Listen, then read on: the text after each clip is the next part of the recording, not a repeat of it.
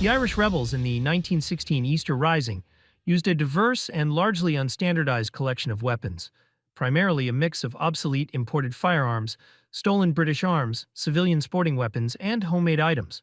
So, yeah, let's jump right in, lads.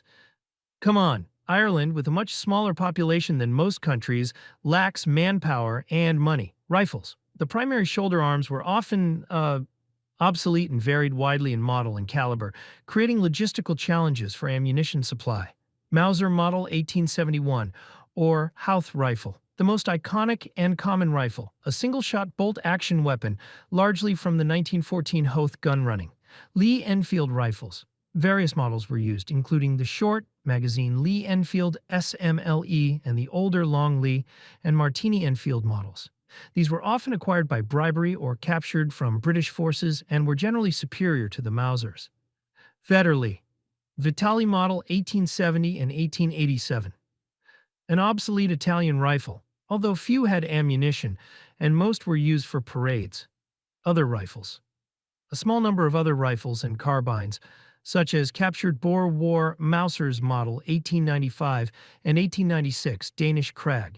Jorgensen rifles, and German Gewehr 98 service rifles were also present. Shotguns. Single and double-barreled shotguns, common on farms, were widely used and modified with makeshift bayonets. Handguns, a wide variety of commercially available or stolen pistols and revolvers were used. Mauser, C96 or Peter the Painter, and no, not that Austrian painter, ha ha ha ha. So the C96 is a distinctive semi-automatic pistol, often used with a wooden holster stock to convert it into a carbine, favored by several key leaders.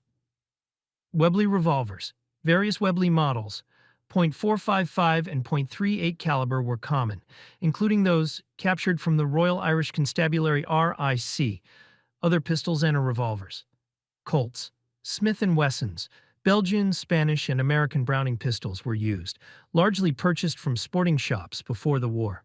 So, like, the newest guns used by the Irish patriots at the time during World War I in 1916 was the Belgian FN model 1910 semi-automatic pistol and the American Colt AM 1911, which fires the bigger .45 ACP cartridge, a gun very ahead of its time, even for 1916, but very expensive and difficult to obtain for Irish forces. So these, were very scarcely used. The rebels had no machine guns of their own, though there was an uncompleted attempt to manufacture one at Liberty Hall. British forces used Lewis and Vickers machine guns against them, which proved decisive. Rebels used a variety of bayonets, including Model 1888 knife bayonets for the Long Lee Enfields, and French Model 1866 Chassepot and Model 1874 Gras bayonets that were altered to fit the Howth Mausers. Due to ammunition shortages, rebels established clandestine factories to produce homemade explosives and hand grenades and reload shotgun shells with cast lead slugs. Some pikes were present, particularly with the Irish Citizen Army, though they were virtually useless in a modern firefight. Makeshift bayonets were fashioned for shotguns from items like garden shears. Next up, kind of pointless. When you're going up against machine guns, artillery, and shelling from boats, but still worth mentioning nonetheless, and not entirely useless in close quarters. Cramped areas, but the Irish also probably carried various knives and daggers, either locally manufactured, homemade, or foreign imports. Only imagine how different the result would have been if the Irish got that German shipment sent to them. Imagine how many more Irishmen would have been convinced to fight with a huge amount of various weapons gifted to them. A major German arms shipment intended for the 1916 Easter Rising was intercepted by the British Navy, significantly crippling the planned rebellion. The ship, disguised as the SS Odd, arrived in Kerry in April 1916 but was captured. Its captain scuttled the vessel, and the weapons, specifically 20,000 rifles, machine guns, explosives, and 1,000,000 rounds of ammunition for Irish Republicans. A German vessel, the SMS Leibau, was disguised as a Norwegian freighter, the SS Odd, to smuggle arms. The arms were meant for the Irish volunteers to support a nationwide uprising, coordinated by Roger Casement. British intelligence, having intercepted German communications, was aware of the plan, so yeah, it's really sad, honestly. The yacht arrived off the Kerry coast on April 20th, 1916, but failed to meet its contacts.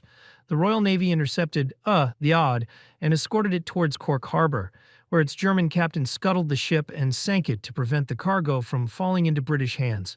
Roger Casement, who followed the Oud by U-boat, landed separately in Kerry and was captured by British forces on April 21st, 1916. The loss of the arms shipment was a major blow, leading to confusion and disorganization, and significantly, basically weakening the scale and effectiveness of the Easter Rising when it began in Dublin days later. By the way, something random to add, so do you want to know just how long it takes to use 1 million in bullets? If Ireland got that German shipment? For context, a historical account mentions 10 machine guns firing 1 million rounds in 12 hours. To shoot 1 million rounds at 400 rounds per minute, it would take 1 day, 17 hours, 40 minutes, which can make such a difference. I can't say they would have won, but if they used some kind of bulletproof or at least resistant shields and/or armor, they could have charged if spread out, but most likely just a suicide mission against artillery, completely outnumbered to a huge degree and entirely encircled by British forces. So, the Easter Rising in 1916 resulted in approximately 485 deaths, with the majority being civilians.